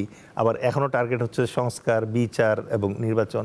ওনার সংস্কারের অবস্থা বলি, একটা নির্বাচন কমিশনের সংস্কার কমিশন একটা হয়েছিল, ঠিক আছে? সেই সংস্কার কমিশন যে সংস্কারের রিপোর্ট দিছে, এই রিপোর্ট ড্রয়ারে আটকায় গেছে। ওই সংস্কার দিয়ে কিন্তু এবার নির্বাচন হচ্ছে না, নির্বাচন হচ্ছে আগের মতো স্টাইলে। লাভ কি হইল এই জায়গায়? এবং ওই নির্বাচন কমিশন বলছে কি জানেন, প্রত্যেক ভোটার প্রতি 10 টাকা করে আমি ব্যয় করতে পারবো একজন প্রার্থী হিসাবে। আচ্ছা, 10 টাকা করে যদি আপনি ব্যয় করেন, তাহলে এবারের ভোটার হচ্ছে 12,60,+ ঠিক আছে? তার মানে হচ্ছে 126 কোটি টাকা কিন্তু এখানেই আপনি অ্যালাউ করতেছেন যে এখানে রোল করবে, রাইট? আচ্ছা, এবার আসি প্রার্থী হিসাবে। একটা আসনে যদি 2 জন করে আপনি মানে প্রতিদ্বন্দ্বীর প্রার্থী ধরেন, তাইলে আপনার 300 আসনে 600 প্রার্থী, 1.5 কোটি টাকা করে যদি এক একজনের লাগে, তার মানে টোটাল 900 কোটি টাকার ব্যবসা হবে এই জায়গায়। এটা তো ম্যাথমেটিক্যাল হিসাব, কিন্তু খরচ তো এর চেয়ে অনেক বেশি হয়। তাইলে আমাকে বলেন, হাদি টাকা এই 1.5 কোটি টাকা কোথায় পাবে? ও তো 10 টাকা, 20 টাকা, 1000 টাকা, মানে 2000 টাকা লোকজন তার হাতে দিত। তাহলে ডক্টর মোহাম্মদ ইউনূস যে ভয়ানক কাজটা করছেন এই জায়গায় ভাই, সেটা হচ্ছে আপনি কিন্তু নির্বাচন পদ্ধতিটাতে হাত দিলেন না। আপনি এখনও মনে করেন যে ক্যান্ডিডেট যারা হচ্ছে, ক্যান্ডিডেট সিলেকশনে কোনো ধরনের ক্রাইটেরিয়া সেট করা হয়েছে? ওই চোর বদমাশরা যে আসতেছে না, সেটা নিশ্চিত করা কিন্তু হয় নাই। তাহলে ভাই, আমি 100টা গাধা দিলাম আপনাকে, দিয়ে বললাম ভোট দিয়ে সিংহ সিলেক্ট করেন, আপনি সিংহ পাবেন কোথায়? দিচ্ছেন তো গাধার ভিতরে সিলেক্ট করতে। তো এক গাধা চোর বদমাইশ, আর হচ্ছে এই গত 54 বছর ধরে চুরি করে, ব্যাংক চোর, ব্যাংক লুটেরা, তারপরে এই সেই করে শিলংয়ে মনে করেন যে হানিমুন করে আসা লোকজন, তাদের ভিতরে যখন আমাকে ভোট দিতে বলবেন আমার জনগণকে, আমার ভোটারকে, তারা কি করবে? আপনি তো হাত পা বেঁধে দিয়ে বলতেছেন ভালো সাঁতার কাটো, এটা তো সম্ভব না। 2 নম্বর হচ্ছে টাকার যে ব্যাপারটা, আপনি কেন এটা করলেন, এনশিওর করলেন না যে হাদি মানে 1.5 কোটি টাকার কমে যদি ইলেকশন না করা যায়, হাদিকে 1.5 কোটি টাকা নির্বাচন কমিশন কেন লোন দিবে না? 2 নম্বর হচ্ছে 126 কোটি টাকা যদি আপনি ব্যয় করেন, তাহলে এবারের ভোটার হচ্ছে 12,60,000 লোকজন তার হাতে দিত। এটা যদি না দেন আপনি, তাহলে তো যেই লোকটা নির্বাচন করতে চাইবে সে তো আগে 1.5 কোটি টাকা ইনকাম করতে চাইবে রে ভাই। অথবা সে এমন আঘাত করবে যে নির্বাচনের আগে 1.5 কোটি টাকা পাবো আমি আপনার কাছ থেকে, আর যখন নির্বাচিত হব তখন আপনাকে 1.5 কোটি টাকার জায়গায় 2 কোটি টাকা 3 কোটি টাকা লাভ করে দিব আমি। এই সিস্টেম যতক্ষণ পর্যন্ত আপনি রাখবেন এই গণতান্ত্রিক ব্যবস্থায়, ততক্ষণ পর্যন্ত আপনি কি বিলিভ করেন কখনো ভালো ক্যান্ডিডেট পাবেন আপনি? আপনার যদি ক্যান্ডিডেটের ব্যয় হয় 25 লাখ টাকা, আমার ধারণা যদি হাদির মতো কারো যার বুক ভরা দেশপ্রেম আছে, দেশ নিয়ে কাজ করার ইচ্ছা আছে, তার যদি টাকা না থাকে তাকে নির্বাচন কমিশন থেকে একেবারে সহজ শর্তে উইদাউট এনি ইন্টারেস্ট লোন দেওয়া উচিত। আমি লোন নিব, আমি লোন নিয়ে ইলেকশন করব, ইলেকশন যদি আমি জিতি তাহলে আমি পুরো লোনের টাকা লম্বা কিস্তিতে আস্তে আস্তে শোধ করে দিব, আর যদি না জিতি তাহলে সরকার বাহাদুর আমার 50% মাফ করে দিবেন, বাকি 50% আমি দিব। আমরা আলোচনার একদম শেষ পর্যায়ে চলে এসেছি। শেষ প্রশ্নটি করতে চাই। 25 তারিখে তারেক রহমান দেশে ফিরছেন, অনেক জল্পনা কল্পনার অবসান হচ্ছে। তিনি নিজ মুখেই লন্ডনের একটি প্রোগ্রামে ঘোষণা দিয়েছেন বাংলাদেশের রাজনীতিতে যে শূন্যতা তৈরি হয়েছে বা বিভিন্ন ধরনের আলোচনা সমালোচনা, বেশ কিছু আলোচনা হারিয়েও গেছে, তারেক রহমান ফেরার পর কি রাজনীতি আবার সুন্দরভাবে ঘুরে দাঁড়াবে নাকি আরও চ্যালেঞ্জের মুখে পড়বে, কি ভাবছেন? না, আমি ব্যাপারটা মানে অফকোর্স তারেক রহমানের ফিরে আসা ইম্পর্টেন্ট ফর বিএনপি, ঠিক আছে? বিএনপি একটা রাজনৈতিক দল যারা অনেকটা রাজতান্ত্রিক মানসিকতায় বিশ্বাসী। তারা বিলিভ করে যে পরিবারতন্ত্র অটুট রাখতে হবে। তাদের মানে কেপেবল লিডারশিপ নাই যারা নিজেরা প্রধানমন্ত্রী হওয়ার স্বপ্ন দেখতে পারে মেবি। সুতরাং তারা অপেক্ষা করছে তাদের রাজকুমার আসবে এবং তারা তাকে নিয়ে লড়াই করবে। কিন্তু আমাদের লড়াই তো থেমে নাই। 5ই আগস্টে তো যারা ছিলেন না তাদের জন্য তো আমরা থেমেছিলাম না। আমি ওই ভদ্রলোককে খুব ভালো চিনিও না। আমি আমার পলিটিক্যাল ল্যান্ডস্কেপে তো দেখিই নেই গত 17 বছর তাকে। আর লং ডিস্টেন্স রিলেশনশিপ এবং লং ডিস্টেন্স লিডারশিপ দুটাতেই আমি দেখছি যে প্রবলেম থাকে। লং ডিস্টেন্স রিলেশনশিপে যেমন ধরেন বাবা মা হওয়া যায় না, লং ডিস্টেন্স লিডারশিপে আসলে দেশের জন্য কাজ করা যায় না, এটা একটা সমস্যা। সুতরাং আলহামদুলিল্লাহ উনি যদি দেশে ফিরে আসেন তাহলে তার দল উপকৃত হবে নিশ্চিত। বাট প্রবলেম যে জায়গাটায় আপনি বলছেন এটা আমাদের সাইকোলজি থেকে হটায় ফেলতে হবে। বাংলাদেশ কোনো রাজতন্ত্র না, এটা আমাদেরকে বিলিভ করতে হবে, আমাদের ভোটারদেরকে বিলিভ করতে হবে। পৃথিবীর ইতিহাসে, আমেরিকার ইতিহাসে 2বার এরকম হয়েছে, বাবা প্রেসিডেন্ট ছিল, ছেলে প্রেসিডেন্ট হয়েছে। ইউকের ইতিহাসে প্রধানমন্ত্রী 1বার এরকম হয়েছে। কানাডার ইতিহাসে 1বার এরকম হয়েছে, ট্রুডো এবং ট্রুডোর ছেলে। বাংলাদেশে এটা বারবার রিপিট হচ্ছে। এখন মনে করেন যে আজকে একজন আসবেন, উনি কিছুদিন মানে দেশ শাসন করবেন এরকম একটা স্বপ্ন দেখতেছেন, এরপরে তো আমেরিকা থেকে আরেকজন আসবেন। তেলে আপনি কি মনে করছেন আগামী নির্বাচনে তারেক রহমান মানে ভোটের রাজনীতিতে চ্যালেঞ্জের মুখে পড়বেন? গাণিতিকভাবে তো পড়ার কথা, কারণ স্পেশালি যে 4.5 কোটি নিউ জেনারেশন ভোটার আছে তারা তো অন্ধ না। মানে তারা বোঝার চেষ্টা করবে যে আমি খুব সিম্পলি একটা কথা বলি, আপনার এই টেলিভিশন চ্যানেলের যিনি চিফ এক্সিকিউটিভ অফিসার আছেন উনি যদি আজকে মারা যান তাহলে কি তার ছেলেকে আপনি চিফ এক্সিকিউটিভ অফিসার বানাবেন নাকি মার্কেট থেকে উপযুক্ত একজন চিফ এক্সিকিউটিভ অফিসার এনে অ্যাপয়েন্ট করবেন? Basic understanding. সুতরাং mister Tarek has got his own battles. আমি পার্সোনালি যেটা ফিল করি যে একেবারে ছোট বয়সে শহীদ প্রেসিডেন্ট জিয়াউর রহমানকে হারানোর পরে সন্তান হিসেবে উনি একটা ট্রমার ভিতর দিয়ে গেছেন। তারপরে আবার 1-11 সময় তার উপর দিয়ে যে নির্যাতন গিয়েছে, যখন কেবল উনি পলিটিক্সে এক্সপ্লোর করার চেষ্টা করছেন, তো ওই টাইমটাতে এসে আবার মানে ওনাকে প্রচণ্ড শারীরিক নির্যাতন করে দেশ থেকে মুচলেকা দিয়ে বের করে দেওয়া হয়েছে। সো অ্যাগেইন একটা ট্রমা ভেতর দিয়ে গেছেন এবং ইংল্যান্ডের মতো জায়গায় নির্বাসিত জীবনযাপন করেছেন দীর্ঘদিন। এখন ভাল লাগতো যদি ওখানে থেকে উনি পলিটিক্যাল আরও মানে অ্যাকিউমেন্ট 1-2 পিএইচডি করতো, তাহলে আমরাও ফিল করতাম যে না, he has strengthen himself. But again as a politician উনি হয়তো ওনাকে স্ট্রেনথেন করছে, but we need to see that. আমি খুব নির্ভরভাবে দেখি ইভেন মিস্টার তারেক যদি তার বাবার মতো ইনক্লুসিভ পলিটিশিয়ান হন, that will be really great. ধরেন আমি personally I do not have any problem to work with him. বাংলাদেশকে মনে করেন যে নতুন করে বিনির্মাণে যদি আমরা একসাথে কাজ করার সুযোগ পাই, I would love that. Again আমি যেটা প্রুফ চাইবো সেটা হচ্ছে যে উনি কি জিয়ার মতো করে দেশটাকে ভালোবাসেন কিনা। অনেক ধন্যবাদ মেজর অবসরপ্রাপ্ত ডেলেজ খান, মুখ্য সমন্বয়ক ও মুখপাত্র জনতার দল। আপনার সুস্বাস্থ্য কামনা করছি। ভবিষ্যতেই বলে দেবে আপনার রাজনৈতিক দল এবং আপনার রাজনৈতিক ক্যারিয়ার আসলে শেষ পর্যন্ত কোথায় গিয়ে পৌঁছবে। নিশ্চয়ই আমাদের শুভকামনা থাকবে। অসংখ্য ধন্যবাদ আপনাকে এবং দর্শকদের ধন্যবাদ আমাদেরকে শোনার জন্য। একটা লাস্ট পিস অফ রিকোয়েস্ট আপনার জন্য থাকবে, প্লিজ লাভ বাংলাদেশ, বাংলাদেশ জিন্দাবাদ। দর্শক, এই ছিল আজকের N Mohammad presents the hot seat. প্রতি বৃহস্পতিবার রাত 11:35 এই আয়োজন নিয়ে আমরা হাজির হই আপনাদের সামনে। আগামী পর্বে অন্য কোনো অতিথিকে নিয়ে আবারও আপনাদের সামনে আসবো। সেই পর্যন্ত সবার জন্য রইল শুভকামনা। শুভরাত্রি।